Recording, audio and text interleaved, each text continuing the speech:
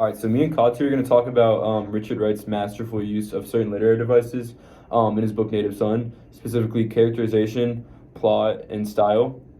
So first, I'm going to talk about in Fear, the first book, the characterization of Mary as a very flat, ignorant character, and why it's significant, how it's like masterful in the book.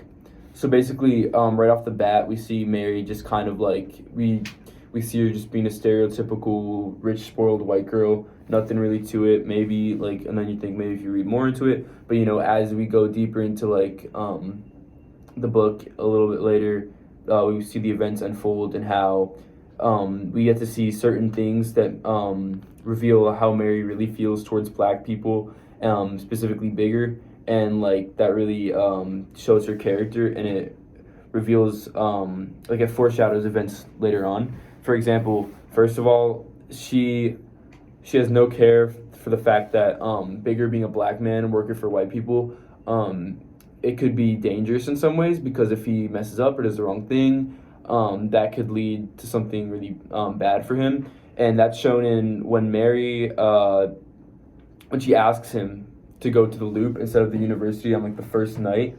She has no care in the world that if something happened to her at the Loop, which is downtown, it could be dangerous at night. He could be responsible for her death, but more specifically, how people would view it, how Mr. and Mrs. Dalton would view it, a Black man being responsible for their white daughter's death, and that could put him in a really bad spot. She didn't have any care for that. And also when she made him let what's his name drive. Jen. Yeah, when she Mm-hmm. when she made him go to the back and let Jan drive, like when that's Right. his entire job. Like Exactly. if they ever found out about that, then he could have gotten fired. Right, and then another event was when they went to the chicken shack, or like the place, right? It was like a bar or something. It was the shack. Yeah. Basically, because they just wanted to try Black food. I guess that's what they said. They wanted to try Black food, and they don't really care that like there's like a whole like culture and significance like to Black people living in the South Side of Chicago. They just kind of see it as like kind of like almost like how you see like a pet, like something that's kind of like cute, or like They don't really seem to care about the consequences, Right. Like towards other people, like right, and that's they're trying to be like Mary's trying to be rebellious, but Mhm. but in fact she's like just disregarding the consequences that it'll have on others, Right. instead of just her. Like Exactly. she knows nothing will happen to her, but she's not thinking about like like, if what they would found happen if to Mr. Bigger. and Mrs. Dalton found out that she was there, that could mean bad news for Bigger. If something would happen to her there, especially, and yeah, and that's kind of that. What I meant by foreshadowed events later is that connects to what happened later, when the way Bigger kind of like he obviously showed that he didn't care about Mary, because like when he like killed her and smothered her and stuff, when like I guess he didn't think about the consequences. So maybe the effect that Mary's the way Mary treated Bigger, kind of that stuck with Bigger, as shown, because Bigger's was shown to be pretty aware of like the difference between white and Black people. I think that maybe rubbed off on how Bigger feels about her. I and think that shows later. also another thing that we have to take into account is like the reason Bigger has such a like deep-seated hate in white people is that they like he obviously as a Black man in society does not have access to like as many opportunities and things, but like Right. also the fact that like he has to be told like what his role is in society and everything. And I think even though Mary is trying to be like his friend and Mhm. like trying to befriend Bigger, she's still in the end like trying to like coerce him and force him to do things that he doesn't want to do. Like he Right. clearly doesn't want to. Right, Like he 'cause knows it doesn't can be bad feel news for him. comfortable. Like Mhm. he doesn't feel comfortable with like Jan driving the car, but she still makes him go to the back. Right. He doesn't feel comfortable like going to like his own neighborhood. He doesn't feel comfortable getting out of the car and eating with them, and she Mhm. still makes him do that. Right. So like in the end, even though she's trying to be different from all the other white people, like Mhm. he still It's performative. It's very performative. yeah, it's very performative, and I think he still feels the same. Like he still Yeah. feels the same way as in like. he's Yeah, still it's almost like she doesn't even see Bigger as a person, even though she like claims to be like you said, like better than the other white people in a way, where she like sees Black people, but in reality she really doesn't. she just sees him as like a pet or like something like an object, I guess, to her. And when she starts crying, Yeah. that's kind of like also manipulative towards I him know. as well. And this is So- masterful for Richard Wright because, you know, like I said, it foreshadows the events later, and it just really it paints a picture of the situation in the story and like how Bigger must have felt being faced with Mary and like having to like deal with her all night. And so yeah. I also think the style in which, like the style that he used, and specifically the dialogue between like Bigger and Gus. Okay. Like when Bigger and Gus are having the conversation, like about the white people like outside and smoking the cigarettes, or they're like, God, when Bigger says, "God damn it, what's the matter? They don't let us do nothing." Who, the white folks? Like that right away shows his character's like reasoning. So like the style of the dialogue also helps with the characterization of Bigger himself. Yeah. Because later on in the story, when we see him and Gus fighting, like in the same section of the book in Fear, like we see that that they were close and they're friends, and they had this like deep conversation between them just like outside, and we see the reason Bigger is afraid.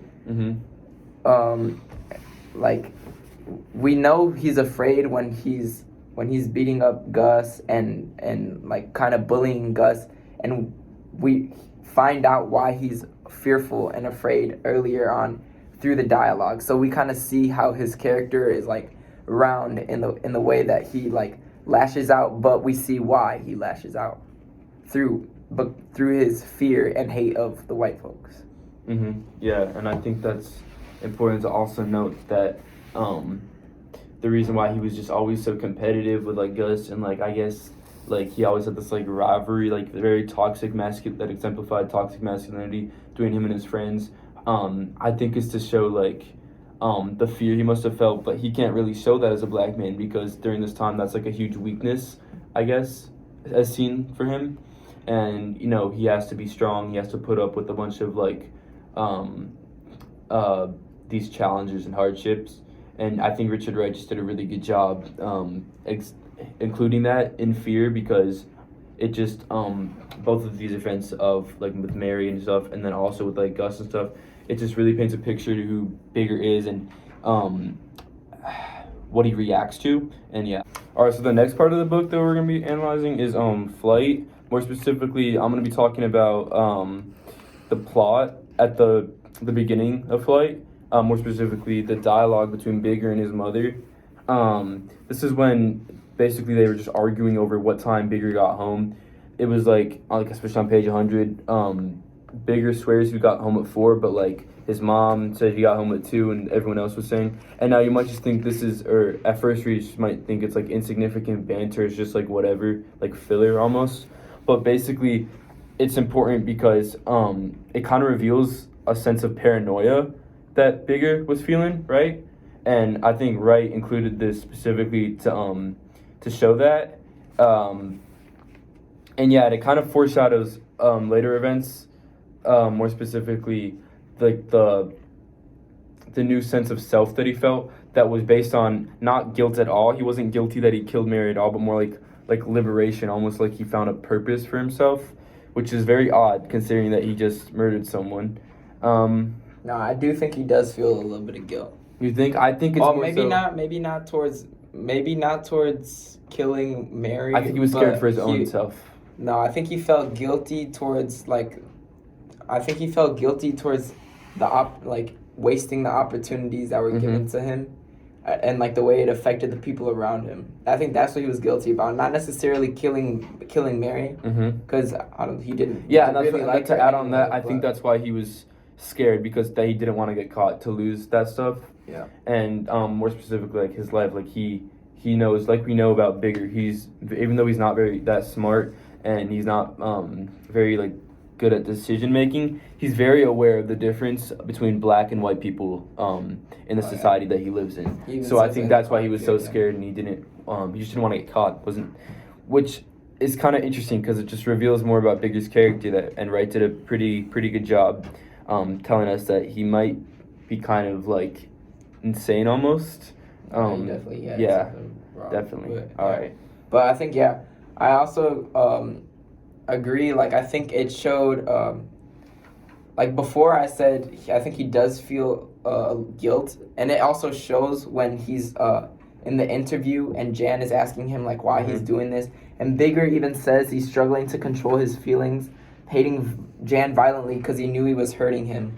So like he knows he's doing something wrong, and he knows he's doing something wrong towards someone that like had no ill intention toward him. Like Jan kept saying, "What have I done to you? What have I done to you?" And Bigger knew he like this man had not done anything to him, and he was ruining his life in kind of the same way that like he doesn't really get opportunities in his life because of his skin color. And I think that also showed his like characterization of like feeling guilt, but also a sense of newfound power. And like this all like it also shows the difference between his fear and his bullying. Like that there's always these two sides towards his character that I think always will help him. It's like keep him as a round character like all throughout the story, because there's always two sides to like what he's feeling. Yeah, and this is really masterful because Richard Wright, he's able to create a lot of nuance and draw sympathy in a way that basically Bigger, like I said many times, he knows that there's a very big difference between white and black people in society. Specifically, white people almost like he feels like control black people in a way where they have better opportunities, they tend to be richer, they're more privileged, and that's like pretty much the opposite of how Bigger perceives black people, and he thinks that they're like at the bottom. And so in a way we get to see Bigger's characterization. It's interesting because we get to see how he feels like killing Mary and fooling Mrs. Dalton, who was blind when he did it because she didn't know that he was in there, and pinning it on Jan. It's almost like Bigger's taking back what he thinks his, almost like he's getting rid of that like disparity between white people and black people.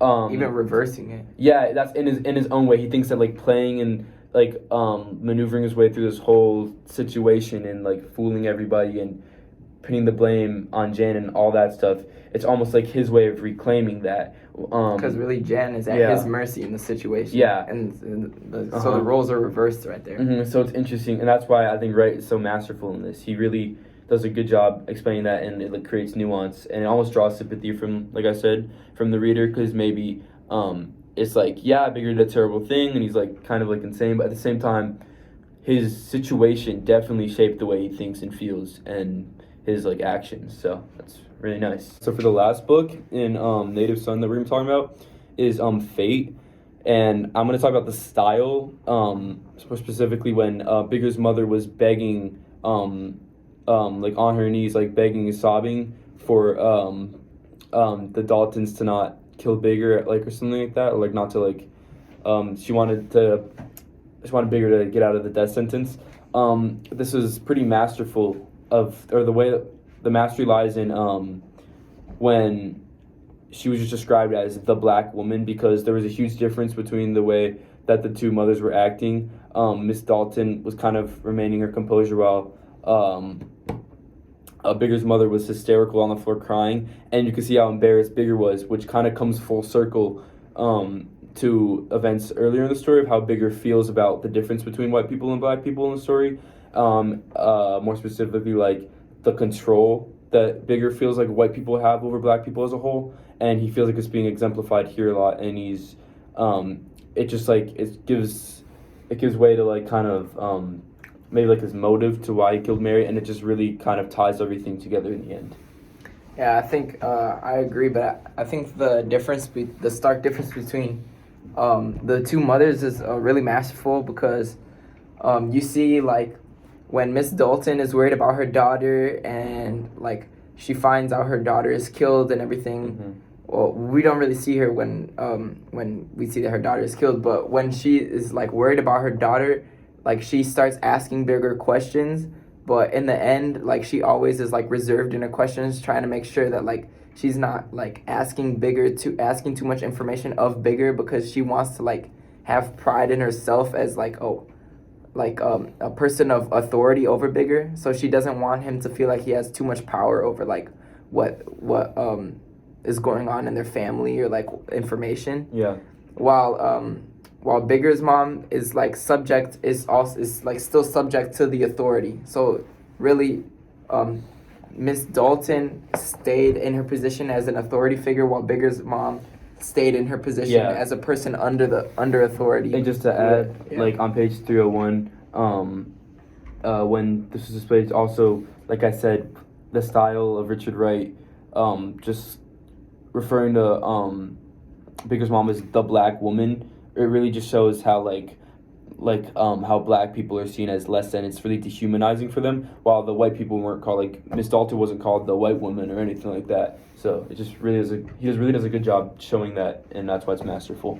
I also believe, going back into what you were saying, how Bigger was ashamed of his mom in that situation, and that kind of ties back to like the real black and whiteness of like the situation, like that, not just literally but also like metaphorically, like just black people like under the authority of like white people, right, and all that, just that made him feel like kind of not like real as a person, I think. And that was also part of the reason he was so angry and upset and fearful, because he didn't feel like he was a real person. No, like nobody viewed him as a person, and he just felt like his value was just only through his skin color. Right. And in the end, like he realizes in his jail cell, like when he's by himself after the conversation with Jan, like he realizes like, oh, like I've really felt like lonely my entire life because I haven't felt like real. And like the experience he's gone through, even the friendships he's gone through, have just like been going through the motions. And he even says here, in that touch, response to recognition, there would be union, identity, there would be supporting oneness and wholeness, which had been denied him all his life. So he had not really felt a connection to anyone else, even at points to his own family. Especially after the killing of Mary, he doesn't feel like everyone else is really living their own life. Like they're all sheep and he's a lion. Yeah. So what you're talking about, Katsu, this is masterful because it really gives insight to Bigger's thoughts and feelings and his motives behind killing Mary and killing Bessie and kind of in a way and doing stuff that he did. And it just shows like how he might have felt like trapped his whole life, or like unheard as like a black man. He felt like he was put to the bottom. And what it does is, even though Bigger's done like terrible things and it's pretty obvious he's kind of like insane, like maybe a little psychopathic, it almost draws sympathy from the reader that certain things shape the way what certain people do. Even if they're extremely malicious, then maybe that gives insight to if the thing that someone does was extremely malicious, then maybe the reason they did what they did was also really horrible towards them. So yeah, and it just, Richard Wright's really masterful in doing this, because like he does a lot in the story. He just creates this nuance like idea of Bigger, like should we feel bad for him or should we just like think he's Bigger insane? is like the materialized version of like society's impact right. on He's a black personification people. of that, exactly. So yeah.